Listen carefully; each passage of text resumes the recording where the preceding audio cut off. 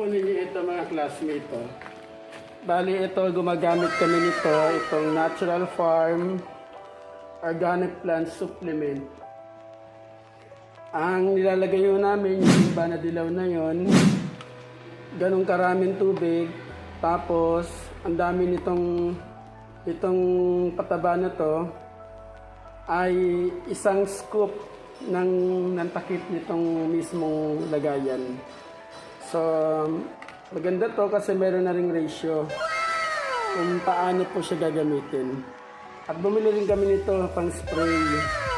Dito namin sinasalin yung mga pataba na magagamit namin.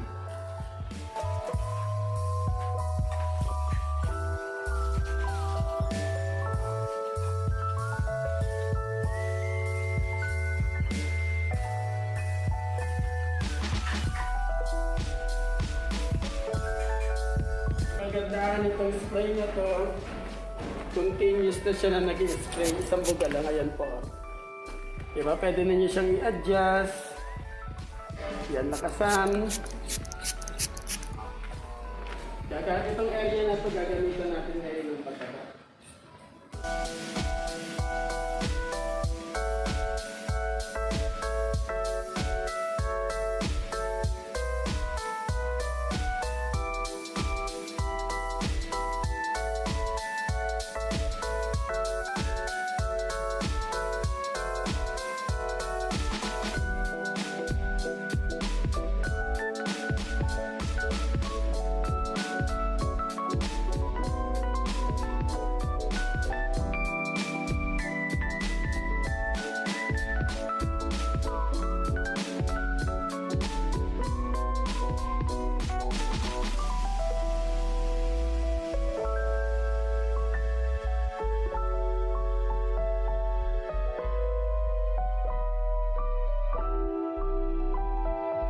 Na gumagamit ako nitong sprayer na to, kontrolado mo yung dami ng pataba kung pwede makuha ng halaman.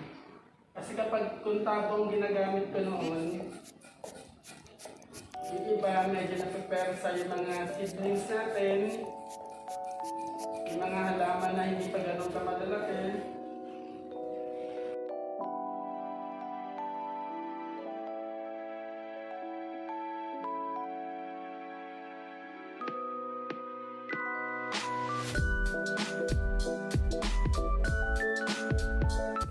Bali, nabili lang naman itong sprayer na to sa Lazada.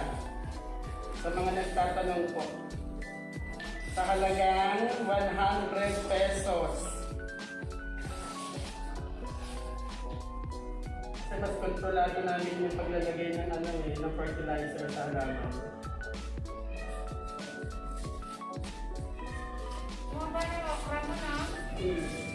Tumumalak-lak na ngayon sili, o kita mo.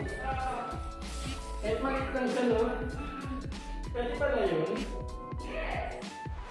Maliit lang siya, pero may bread na siya.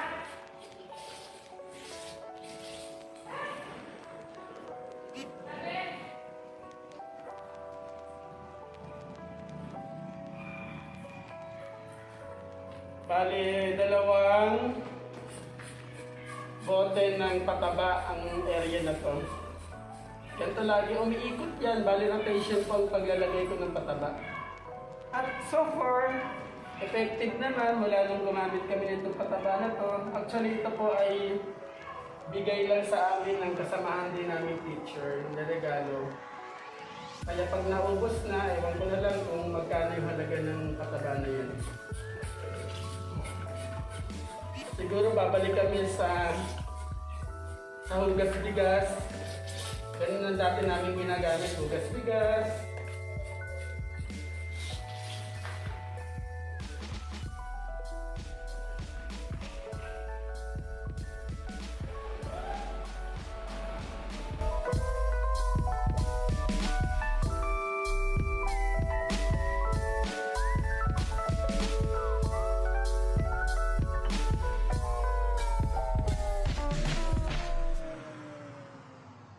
Madalas namin ginagawa ito sa school. Kasi ang punta po namin ay alternate. Yun yung magdilig.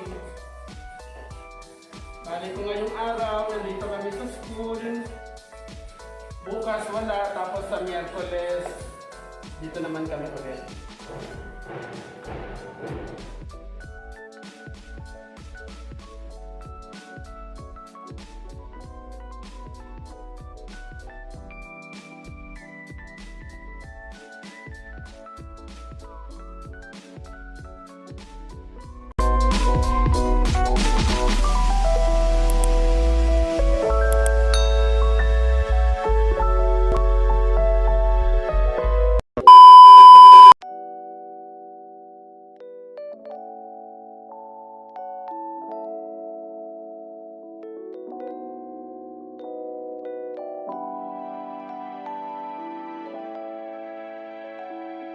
Binasa ko na po yung lupa para madaling matanggal yung mga damo. Hindi na siya ganun kamatigas.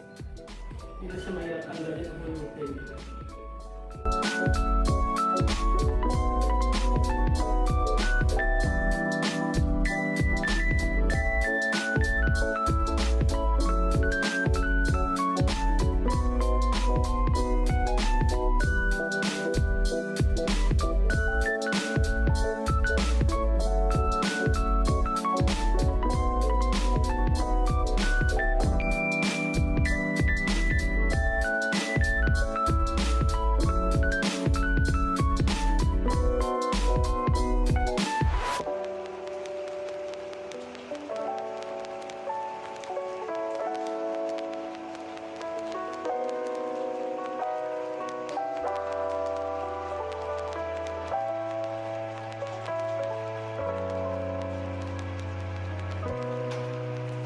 Ganito lang ang yung routine namin dito sa school. Pasensya na rin mo kayo dito sa outfit namin. Kasi gaya nga po ng sabi ko sa inyo kanina, ang punta namin sa school ay alternate. Kung ngayong araw, Monday halimbawa, Tuesday, bibisita ulit kami rito ni Ma'am Dailim. Wednesday? Wednesday pala, alternate po. Sorry. So, bakit ganito ang forma namin? Kasi sa motor, nagmumotoro kasi kami. Minsan nasisita kami sa checkpoint kapag naka-shorts. Madalas naman ho, nagbabaon kami ng shorts, pero ngayong araw hindi kami nakapagdala. Siya lang po yung nag-short. Kasi nasisita kami. So dito na kami sa Sile. sa sili na. Kanina pinag-uusapan namin kasi yung ibang sili namin parang hindi na siya lumaki. Sa totoo lang ho, itong area ng gulayan namin na ito noon, but before pandemic, hindi talaga ganito yung itsura niya. Bakanting area. Bakanting ano lang ito, bakanting lote. Tapos, dating tambakan ng ano, ng mga sirang puan din. Bagsakan ng daon ng saging, coming from Other school, kasi o yan o, hindi ninyo nakikita, yun nasa likuran ng itong camera, elementary school naman ho yan. Pero nung nagpalitan na po ng principal, at nakakatuwa yung principal ho namin, in-encourage siya naman kami para buhayin yung aming gulayan sa Paaralan. So ito ang aming gulayan sa Paaralan, 1 taon pa lang ito. Although si Dep matagal na pong pinasisimulan to sa bawat eskwelahan, yung gulayan, pero kami dito, ako rito, na nagmamanage po ng aming gulayan, 1 taon. 1 taon ko pa lang po itong hinahawakan. Mga kapwa ko guro at mga kasama ko sa gulayan, kung kami ay nagka-trial and error pa. Kasi syempre yung mga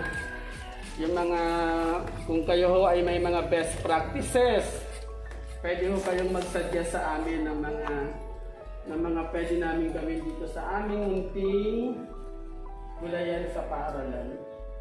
So baka ho nagtataka kayo bakit tinigil ko yung pagdadamo, kasi yung gripong gamit ko po kanina, continuous running, pinalalambot ko muna yung lupa.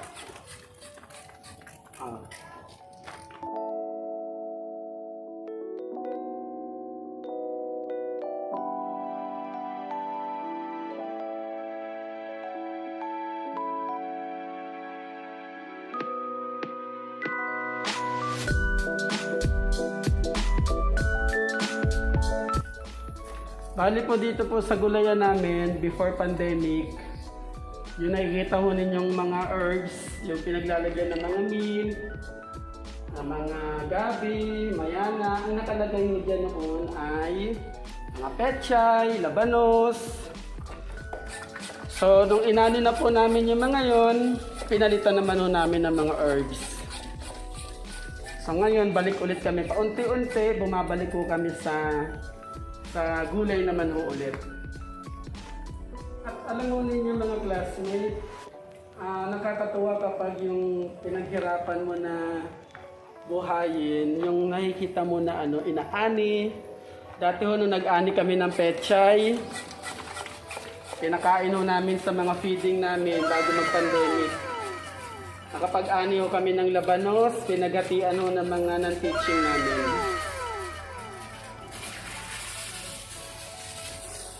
So, balik naman ho tayo sa pagdadamo. Ano ba itong... Tama! Kailangan siyang bunutin kasi tumataas. And besides, marami pa namang maliliit. Kailangan kasi ng tao yun dapat sa may ano yun. Hindi siya advisable na ubusin.